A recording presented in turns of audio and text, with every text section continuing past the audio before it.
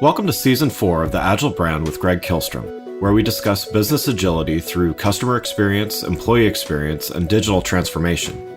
I'm your host, Greg Kihlstrom. The Agile World podcast is brought to you by TEKsystems, an industry leader in full-stack technology services, talent services, and real-world application.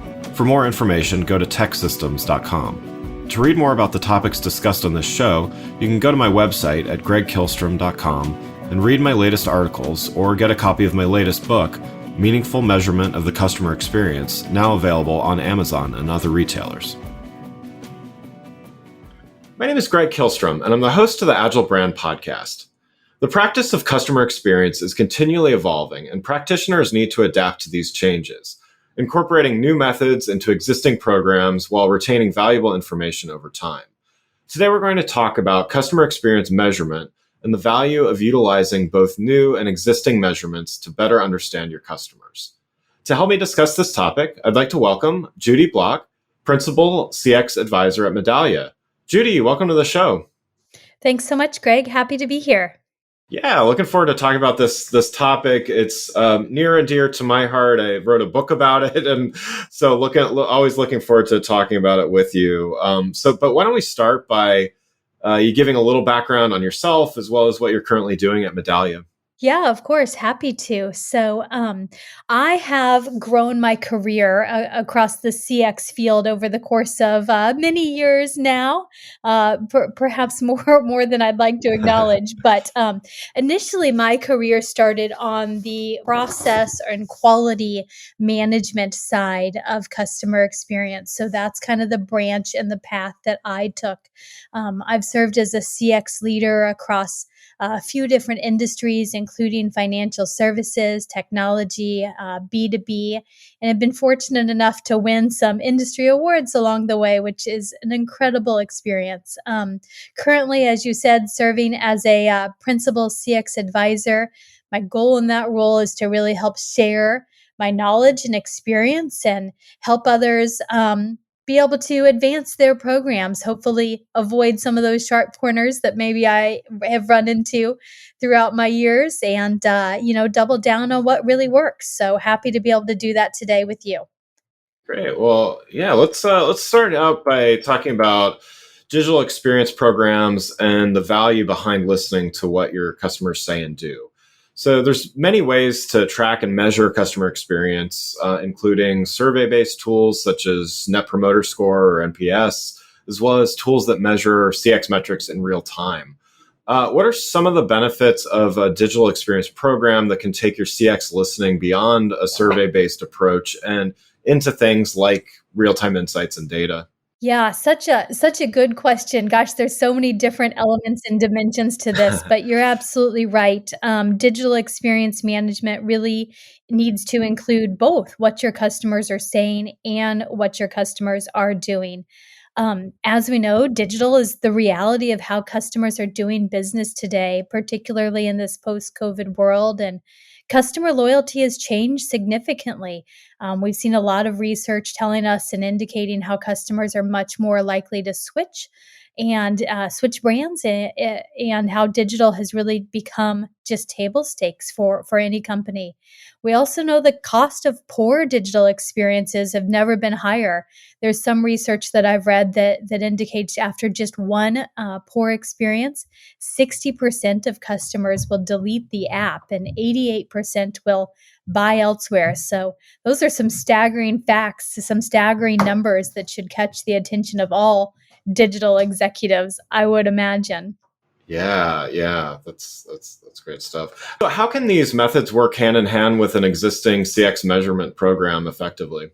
Yeah, absolutely. Combining what customers do with what customers say, like a traditional voice of customer program, can be really powerful. Let me give you an example. When I was at a financial services company that I was supporting, we were really pushing digital account opening during COVID. Of course, branches were closed. The online journey technically worked, but the field name had a character limit. And if a customer had a longer legal name this could cause a problem.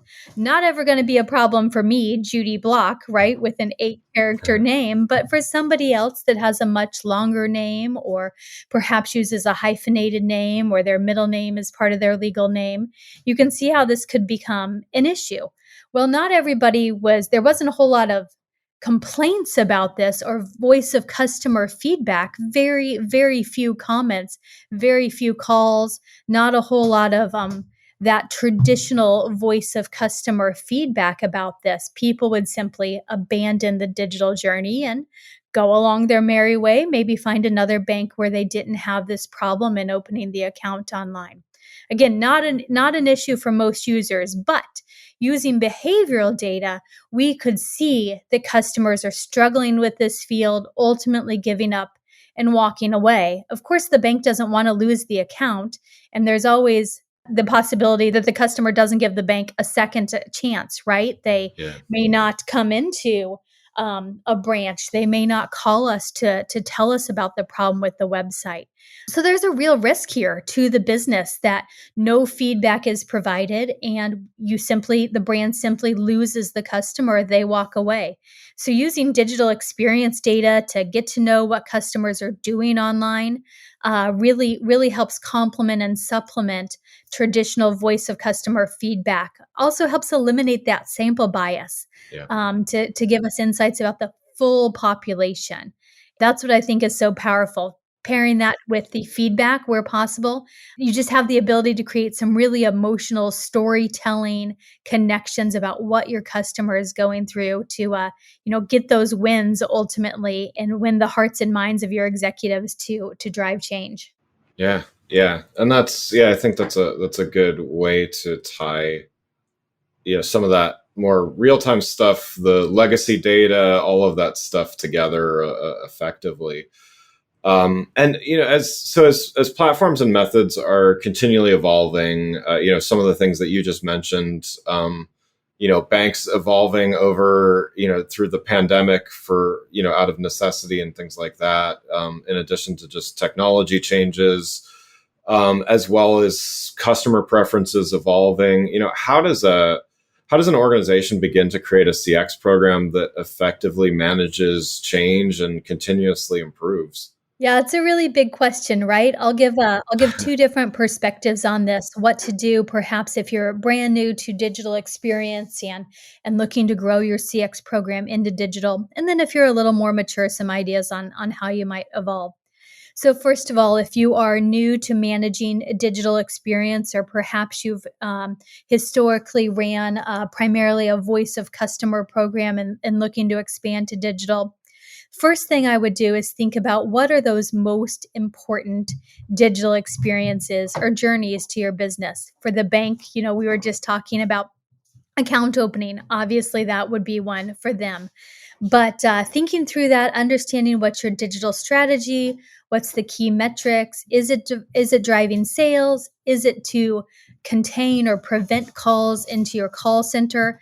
Picking that specific element of the holistic digital journey really gives you something tangible to focus on versus boiling the whole ocean. I think Yeah. another really good place to start is with unsolicited feedback. Thinking about app reviews, Google Places, Yelp, social, etc. And then, the third thing I would offer here, if you're new to digital experience, is I'd always recommend meeting with your digital and technology teams directly. Now, perhaps this sounds obvious, but I think if you start a conversation with them, sometimes they can be unlikely allies and partners with your CX team. And it might just turn out that they already have tools and technology in place to help monitor system performance from an IT perspective that can also be leveraged to help understand the customer experience as well. So really creating some synergy there. And what about for those organizations that are a little more mature? Yeah, absolutely. So once you're capturing some digital signals, you're understanding what your customers are saying and doing. Now comes the fun part. It's time to take action Yeah. and really start quantifying the impact and driving that change. Closed loop looks different in digital. You still have the same inner loop, you still have the same outer loop that we're used to with traditional CX programs. But in the digital world, there tends to be less emphasis on the one on one customer follow up. Not to say it's impossible, certainly some brands do it, but we tend to focus more on outer loop and continuous improvement. So it becomes about how quickly can you adjust and resolve that customer friction to prevent the next customer from having a similar problem. Partnership, again, with your agile development teams here, so critical to feed the backlog and get into that development process. Yeah, so I think with both the examples, the example of those that are relatively new to digital experience, as well as the more mature organizations, a common thread that I see kind of in what you're saying is definitely collaboration, right? So I mean, there's definitely data integration and things that need to be shared, but it's also teams and people working together and really kind of understanding not only the need but the benefits. How have you seen how have you seen that work well in organizations where they may even have a CX department, but as we all know, like CX takes it takes a village, or it takes a whole company to kind of do. What do you see that works well there to kind of get everybody on the same page? Sure, sure. And I think it's such an important point here. Yes, your organizations have CX departments, but Right. as we all know, CX is both a little art and science and a lot of influence, right? So how do we influence other parts of the organization to drive change, ultimately to empathize with what the customer is going through, to just want to take action and feel compelled to do so. So I think there are some influencing, right, is a key element of what we need to do as CX practitioners. And I think you see this every day across brands as they make those little wins, right? As you can influence the training department to become a little more customer centric, as we can work with our call center agents on their scripting and the messaging, and even the KPIs that we use to measure and monitor the teams. At the end of the day, influence is one of those almost core CX practitioner Yeah. skills that I think is vital to what we do. Yeah, absolutely. Well, so for our last topic today, let's talk specifically about customer experience for B2B companies. What makes customer experience strategies and approaches different for B2B focused companies? Yeah, yeah. Happy to switch gears here a little bit. Simply put, what makes B2B focused companies different when you're running a CX organization and a B2B company is just there's more complexity. Everything from questions around who owns the customer to different types of end users. For example, is this feedback from a decision maker or a day-to-day user? Just there's just more complexity to work through, right? How work gets done. And then if you consider a B to B to C environment, I mean, it even continues to amplify. I think one of the great examples, or one of the best examples of this in play, is if you think about again, survey responses, right? It's entirely possible for the feedback from the day to day working team to be overwhelmingly positive, but your decision maker is unengaged or uninformed, and therefore you might have a risk that the customer might churn despite receiving overwhelmingly positive feedback on a day-to-day basis. Great. What can B2B companies do in order to improve their CX? Yeah, so I think the number one thing here I would say is know your customer. And certainly this applies to all CX teams, but particularly in the B2B world. Know your customer, who is on each account, and the role they play. Ensure your CRM systems or other data sources are accurate so that when you get that feedback or behavioral data, as the case may be, it can be sliced and diced through those various lenses. Um, Connecting back to our previous conversation about digital, This means being really thoughtful about the custom parameters or metadata that you collect and append to digital feedback or behavioral analytics. Things like user ID, session ID, purchase amount, all different metadata, right, that can be appended that can help you see and know your customer a little bit better. Yeah. So what do you think is the biggest opportunity for B2B and CX? Yeah. Yes. Well, as you might guessed, I'm going to go with driving a change here, right? Yeah, The biggest opportunity. absolutely. Clearly, you hear that theme from me throughout this. I mean, ultimately, I think that's why we run CX programs is to be our customers' champion and to advocate on their behalf to create seamless, effortless experiences. So, to me, the biggest opportunity, regardless of if you're talking about a B2C or B2B program, is driving change and to continually improve. Specifically for B2B clients, for B2B customers, for B2B brands, your clients need to know that you hear them and that you're actively working to make things better for them. I really love You Spoke, We Listened programs. I think they're key here. I hear a lot of concerns from fellow B2B practitioners about low survey response rates. This tactic can, with You Spoke, We Listen programs, can help here as well. And then, kind of speaking of response rates, getting into that a little bit more, I think one of the biggest mistakes that B2B programs can make is to ignore non-respondents. We talked about the example earlier of different feedback from day-to-day users versus decision makers. If your decision makers in particular are not responding, you can't forget about them, right? Don't ignore them. If you're not 100% sure where they stand, then you need to reach out. So don't forget about your non-responders. One of the biggest differences, this is one of the biggest differences in B2B interloop programs versus B2C.